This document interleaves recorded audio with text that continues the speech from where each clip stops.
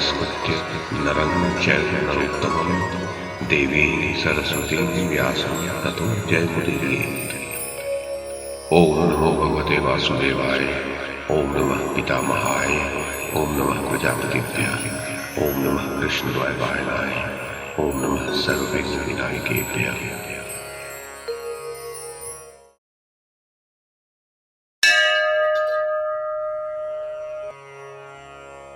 वैशंपायन जी कहते हैं, जन्मेजय अपने पुत्र दुर्योधन का मत जानकर राजा धृतराष्ट्र ने दैव को दुस्तर माना और ये कार्य किया। विद्वानों में श्रेष्ठ विदुर ने धृतराष्ट्र का वह अन्यायपूर्ण आदेश सुनकर धृतराष्ट्र को कहा, महाराज, मैं आपके इस आदेश का अभिनंदन नहीं करता। आप ऐसा काम मत कीजिए, इससे मुझे समस्त कुल के विनाश का भय है। नरेंद्र, पुत्रों में भेद होने पर निश्चय ही आपको कलह का सामना करना पड़ेगा। इस द्यूत के कारण मुझे ऐसी शंका हो रही है। धृतराष्ट्र ने कहा, विदुर, यदि दैव प्रतिकूल न हो तो मुझे कलह भी कष्ट नहीं दे सकेगा। विधाता का बनाया हुआ यह संपूर्ण जगत दैव के अधीन होकर ही चेष्टा कर रहा है, स्वतंत्र नहीं है। विदुर, तुम मेरी आज्ञा से आज राजा युधिष्ठिर के पास जाकर उन दुर्धर्ष कुंती कुमार युधिष्ठिर को यहां शीघ्र बुला ले आओ।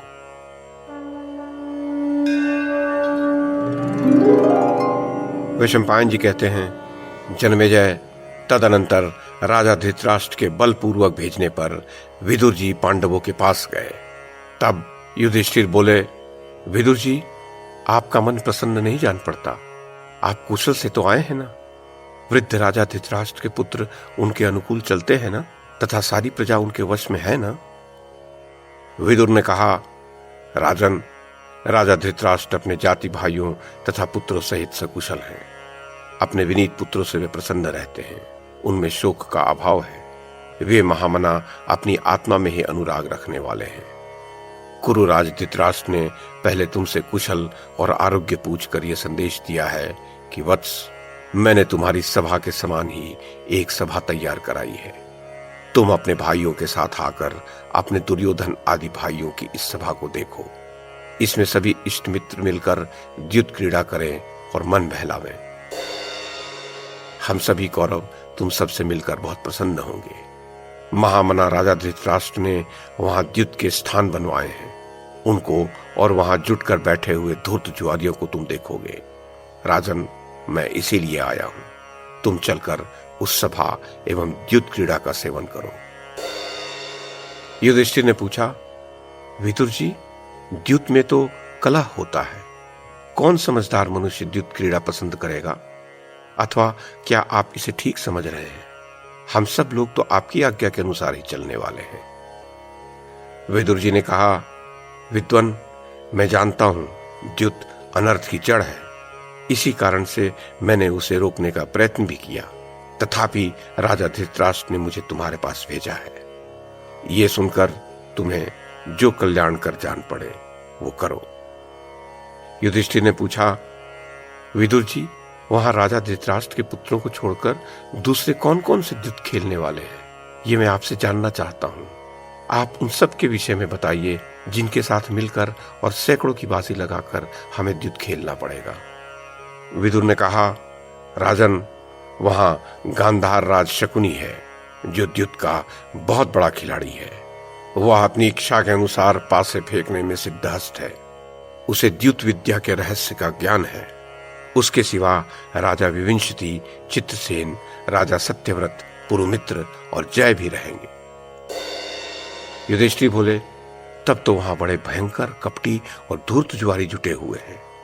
विधाता का रचा हुआ यह संपूर्ण जगत दैव के ही अधीन है, स्वतंत्र नहीं है। विदुर जी, मैं राजा धृतराष्ट्र की आज्ञा से द्युत में अवश्य चलना चाहूंगा। पुत्र को पिता सदैव प्रिय होता है, अतः आपने मुझे जैसा आदेश दिया है वैसा ही करूंगा। मेरे मन में द्युत क्रीड़ा की इच्छा नहीं है। यदि मुझे विजयशील राजा धृतराष्ट्र सभा में न बुलाते तो मैं शकुनी से कभी द्युत न खेलता, किंतु बुलाने पर मैं कभी पीछे नहीं हटूंगा। ये मेरा सदा का नियम है।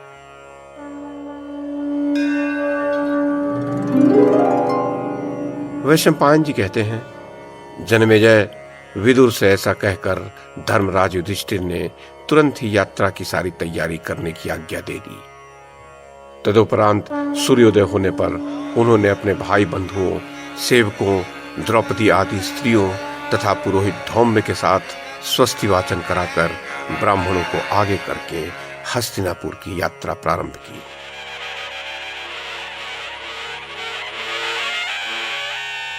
जन्मेजय, कुरुराज युधिष्ठिर अनेक सरोवर, नदी, वन और उपवनों को लांघते हुए हस्तिनापुर के समीप जा पहुंचे। वहां उन्होंने एक सुखद एवं समतल प्रदेश में सैनिकों सहित पड़ाव डाल दिया। उसी छावनी में पांडु नंदन युधिष्ठिर स्वयं भी ठहर गए। राजन, तदनंतर विदुर जी ने शोकाकुल वाणी में महाराज युधिष्ठिर को वहां का सारा वृत्तांत ठीक ठीक बता दिया कि धृतराष्ट्र क्या करना चाहते हैं और इस द्यूत क्रीड़ा के पीछे का रहस्य क्या है।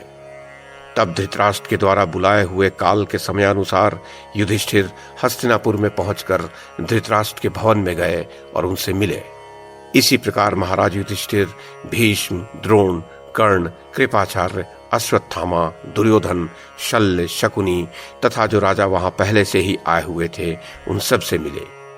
फिर वीर दुशासन, उसके समस्त भाई, राजा जयद्रथ तथा संपूर्ण कौरवों से मिलकर के भाइयों सहित महाबाहु युधिष्ठिर ने बुद्धिमान धृतराष्ट्र के भवन में प्रवेश किया और वहां पुत्र वधुओं के साथ बैठी हुई पतिव्रता गांधारी देवी को देखा और उनको प्रणाम किया।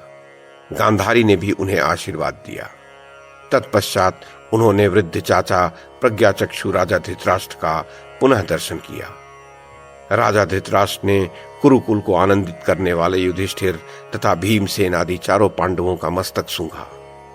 जन्मेजय, उस पुरुष श्रेष्ठ प्रियदर्शन पांडवों को आए देख कौरवों को बड़ा हर्ष हुआ। तत्पश्चात राजा धृतराष्ट्र की आज्ञा ले पांडवों ने रत्नमय गृहों में प्रवेश किया। दुशला आदि स्त्रियों ने वहां आए हुए उन सबको देखा। द्रुपद कुमारी की प्रज्वलित अग्नि के समान उत्तम समृद्धि देखकर धृतराष्ट्र की पुत्र वधुएं अधिक प्रसन्न नहीं हुई। तदनंतर उन नरश्रेष्ठ पांडवों ने द्रौपदी आदि अपनी स्त्रियों से बातचीत करके पहले व्यायाम एवं केश प्रसाधन आदि कार्य किया। तदनंतर नित्य कर्म करके सबने अपने को दिव्य चंदन आदि से विभूषित किया। तत्पश्चात पांडव मनोनुकूल भोजन करके अपने अपने शयन गृह में गए। वहां स्त्रियों द्वारा अपने सुयश का गान सुनने के पश्चात उन्होंने वह पुण्यमयी रात्रि रति विलास पूर्वक समाप्त की।